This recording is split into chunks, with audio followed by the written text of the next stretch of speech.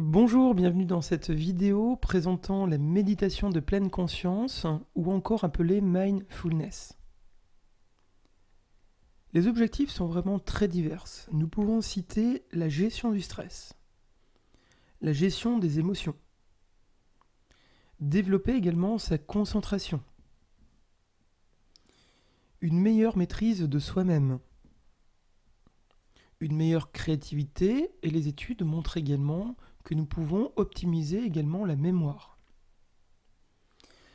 On peut utiliser également la mindfulness dans certains cas de douleurs chroniques ou troubles psychosomatiques. Mais la mindfulness va également nous apprendre à relativiser, à prendre du recul par rapport à certains événements. Et souvent, ce qui est rapporté dans les études qui ont étudié la mindfulness, c'est que les personnes qui ont intégré la mindfulness à la vie quotidienne rapportent une meilleure qualité de vie. Et enfin, nous pouvons citer une meilleure communication et une meilleure relation aux autres. Pour vous expliquer cette méthode de pleine conscience, je vous propose une citation de Léonard de Vinci qui pensait que l'homme regarde sans voir, entend sans vraiment écouter, touche sans ressentir les choses, mange sans vraiment goûter, se déplace sans le ressentir, respire sans avoir conscience des odeurs ou des parfums, et parle sans réfléchir ou sans vraiment savoir ce qu'il est en train de dire.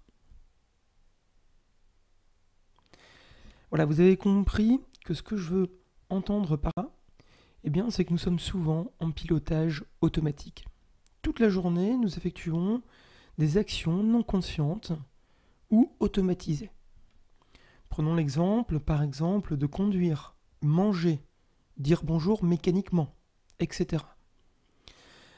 Combien de fois cela nous est arrivé de dire bonjour, comment ça va, à un collègue, à un ami, sans même que l'on attende la réponse. On est déjà parti, sans même écouter si il va répondre oui ou non. Donc cela montre bien un certain mécanisme, un certain automatisme. Enfin, prenons l'exemple de manger.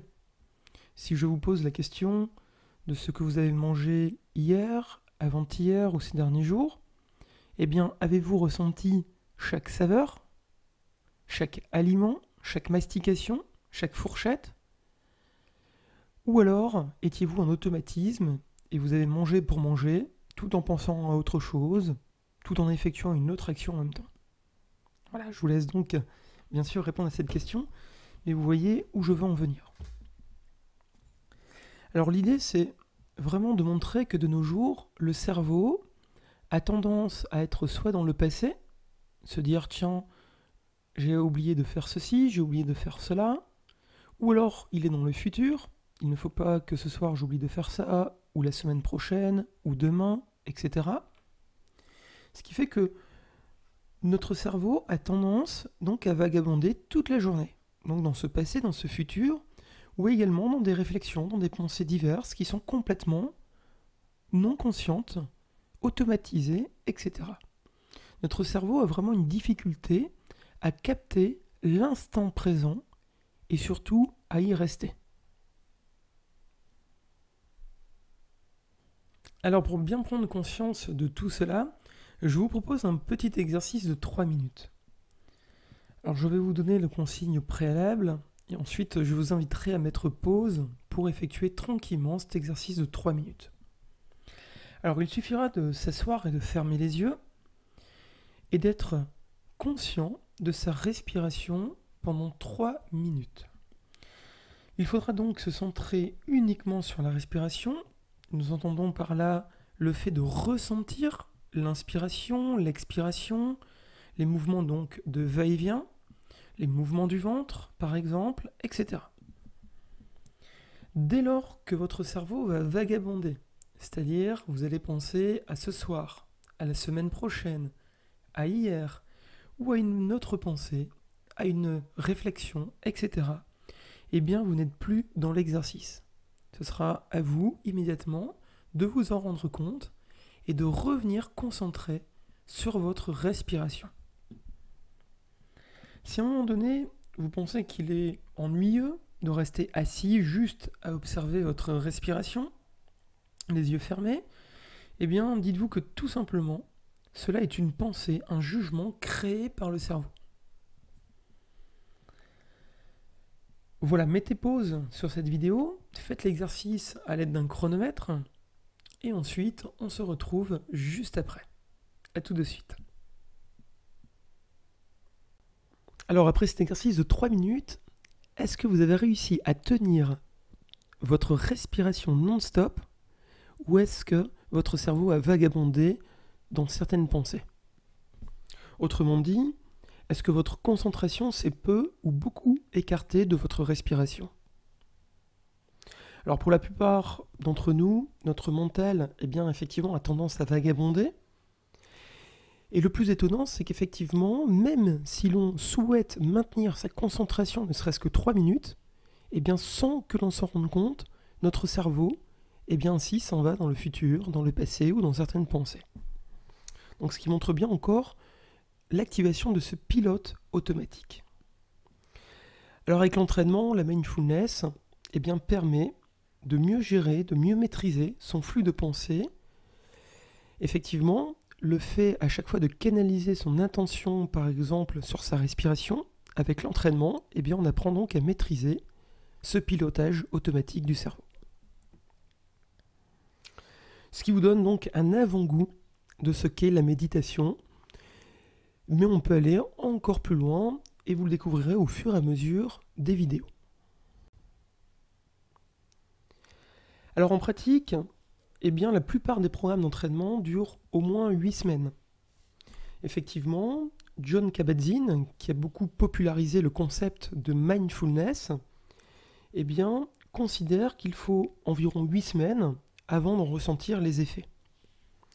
Et d'ailleurs, cela est confirmé par de nombreuses études scientifiques. On y reviendra tout de suite après.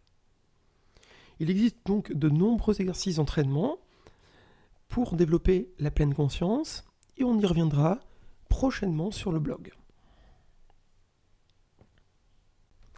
Alors d'un point de vue scientifique, des études ont montré que des personnes qui vont méditer régulièrement, quotidiennement, et dès 8 semaines, vont pouvoir influencer la structure et le fonctionnement du cerveau.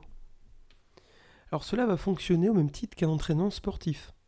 Si on prend une personne qui s'entraîne à la musculation, au bout d'un certain nombre de séances, il va modifier sa masse musculaire.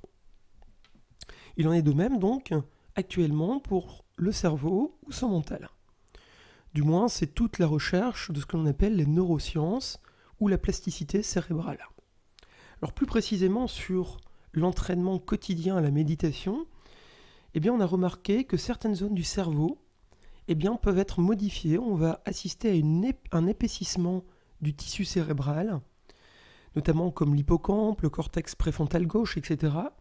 Et ces zones du cerveau sont liées au processus émotionnel, à la mémoire, au sentiment de bien-être, à l'optimisme ou à l'agressivité. Les études montrent également un renforcement du système immunitaire, et donc il est possible de développer ces facultés mentales grâce à un entraînement spécifique et régulier. Alors avant de conclure, 2 citations, d'abord en commençant par celle de Christophe André, pour expliquer donc la pleine conscience. Vivre en pleine conscience, c'est régulièrement porter une attention tranquille à l'instant présent. Cette attitude peut modifier notre rapport au monde de manière radicale, apaiser nos souffrances et transcender nos joies. Une dernière citation de Mathieu Ricard est la suivante. « Imaginons que vous n'êtes qu'amour pour un enfant. Cet état d'amour altruiste qui emplit votre paysage mental devient une méditation quand, au lieu de durer 1 ou 2 minutes, vous le cultivez pendant une trentaine de minutes, durant lesquelles vous le nourrissez, le maintenez et le ravivez s'il s'amenuise. » Voilà, nous sommes donc arrivés au terme de cette vidéo sur la mindfulness. Retrouvez prochainement d'autres informations sur le blog. Je vous souhaite une très très belle journée. Merci et à très bientôt.